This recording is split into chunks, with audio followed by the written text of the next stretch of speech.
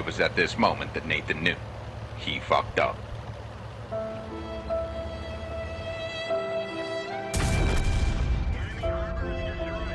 Bye, have a great time.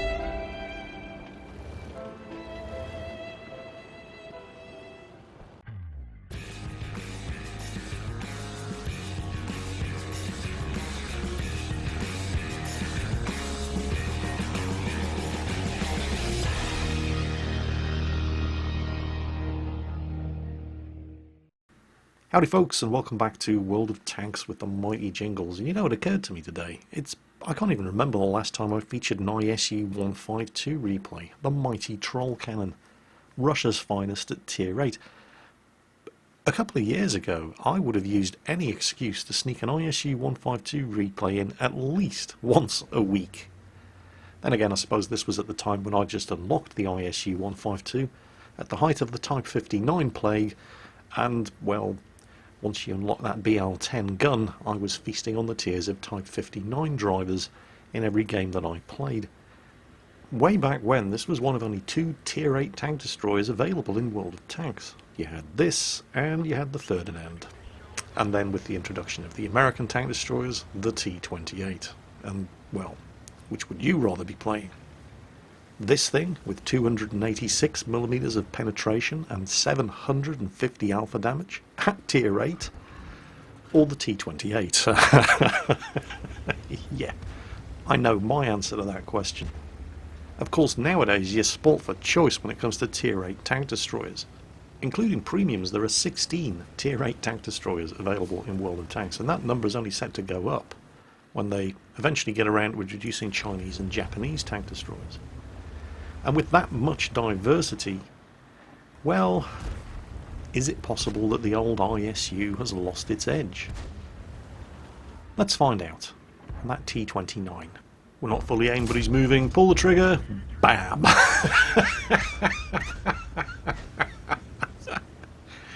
No, it looks like the ISU still has it. and that right there is why this machine is magnificent. Oh, hang on, Jingles, what about the Rheinmetall Borsig with a 150mm gun? Well, yeah, okay, you get 750 alpha damage with that as well, but the penetration sucks.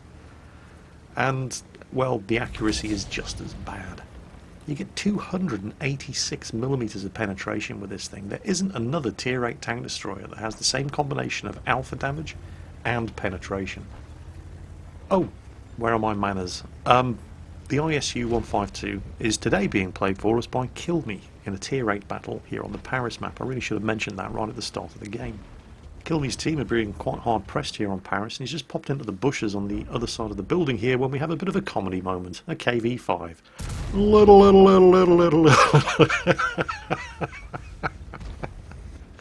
Well, the KV-5's kind of committed. I suspect he wanted to ram somebody, because that's the holy grail in the KV-5, isn't it? But, yep, no. Everybody's managed to get out of his way, and Kill Me gets absolutely robbed here. Low damage roll, 684 damage from a 750 alpha damage gun, and the KV-5 survives on 72 health. Although, well, that's the thing, that's why we call it the troll cannon, the BL-10 gun. Sometimes it trolls you, just as hard as it trolls the enemy, and to be fair, he did get a high damage roll with his first shot. Either way, that's incredibly bad news for the GW Panther artillery, because the KV-5's got him. It's also incredibly bad news, as the troll cannon does it again, and he misses, for that WZ-131, who thinks, 72 health KV-5, easy kill. Not so much, because the KV-5 is Russian. It's a very strong tank. And that WZ-131, expecting an easy kill, has bitten off more than he can chew. Still, at least Kill Me gets to avenge him, and finishes off the KV-5. It's not going too well for the team, however. Oh wait, they've just pulled another kill back, but they were losing 2 kills to 6. It's now 3 to 6. The Hellcat probably died of excitement there in all the confusion. And the gun's mounted so low in the ISU that you can't even use the dead Hellcat there as cover. Oh, hang on a second. A flat Panzer. That's a guaranteed one-shot kill. Low damage roll or not, 600 health. Not enough. Thunderbolt. Come on. AT-7, kill the Thunderbolt. You really don't want to be wasting one of these 152mm armor piercing shells and somebody with low health like that, unless he's a particularly significant threat, and the AT7 does get him. Alright, team have pulled the scores back. It's 7-all, and the threat around this side of the building seems to have been neutralised for now. And oh, there's the T-29, still alive and still on 222 health. Now remember, this gun has .41 accuracy, and the front of the turret of the T-29 is basically impenetrable. And we can't even see him. But this is a Russian gun. And just when you thought things couldn't get any more bizarre, watch this IKV-65. So desperate to get the kill on the AT-7 that he drives in front of the BL-10 gun of an ISU-152 and still manages to fuck up the kill on the AT-7. Oh, well, he's dead anyway, but not before we had a moment of comedy gold from the IKV-65, and this is one of the reasons why I love the ISU-152, because comedy like this happens every time you play it. Take this T-3485 as an example. He's in cover, he's quite safe, but he's so desperate to do a little bit of extra damage he starts playing chicken with the BL-10 gun. But wait, we're not done. Check out the T-43. Now he knows that Kill Me has fired, so he uses this opportunity to get around him. Except instead of getting all the way around him, he stops to take a shot. So now he's got a choice. Slide down the embankment or reverse in front of a 152mm gun.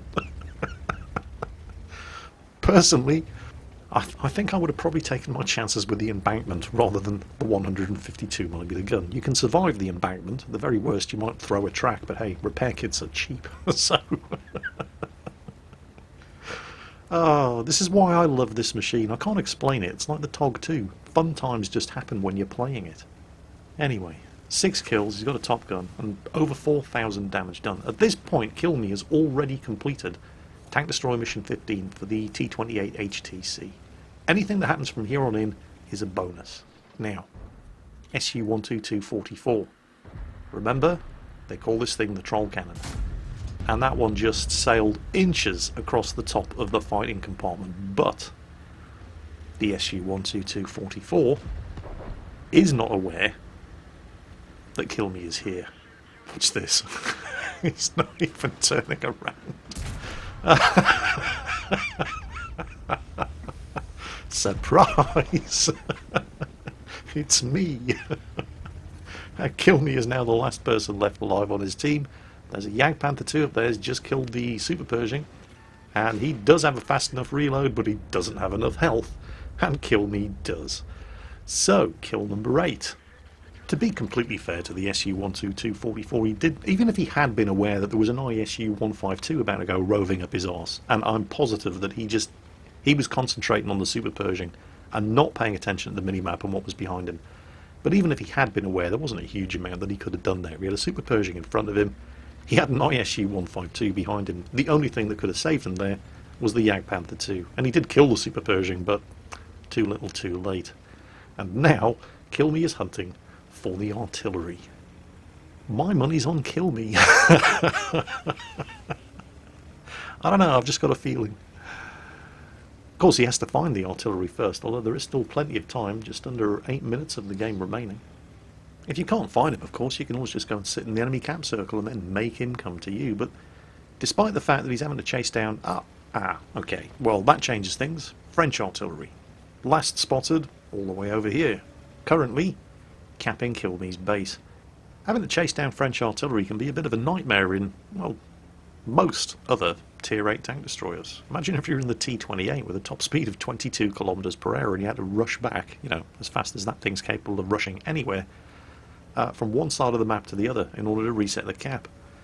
But the ISU-152 can do 43 kilometers per hour. Okay, it doesn't corner particularly well, but still, it can do 43 kilometers per hour, so this is no problem whatsoever. Of course, the artillery's going to see him coming, and is going to get the first shot, but the ISU also has 90mm of frontal armour, and that's going to take the edge off any high explosive impact. I don't think the artillery's going to survive a direct hit from this BL-10 gun. 2 possible bushes the guy could be hiding behind, and it's the one on the right. Boom! Headshot. Kill number 9. And that is Kill Me's best ever game so far in the ISU-152. Ace Tanker, Radley Walters, Top Gun, and High Caliber. And he didn't just complete Tank Destroyer Mission 15 for the T-28 concept, he completed it with honours. While we're here, I just want to take a moment to take a closer look at the enemy team, because the third highest damage done on the enemy team was the KV-5, and I think he did most of that damage with 72 health remaining and a WZ-131 on his arse. Russian machines in World of Tanks. Seriously.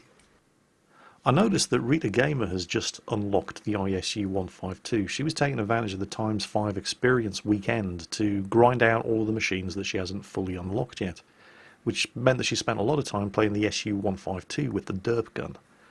Now, she doesn't yet have the BL-10 gun on the ISU-152, although she's having fun playing the ISU-152 with the derp gun, exactly the same as the SU-152 at Tier 7. 68,000 experience is required to unlock the Troll Cannon. I cannot wait to watch her stream when she finally gets that gun unlocked, because it is a thing of absolute joy and wonder. 750 alpha damage and 286 millimeters of penetration at Tier 8? Really? Yes, really. Anyway, that's it for today. I hope you enjoyed it, and as always, take care, and I'll catch you next time.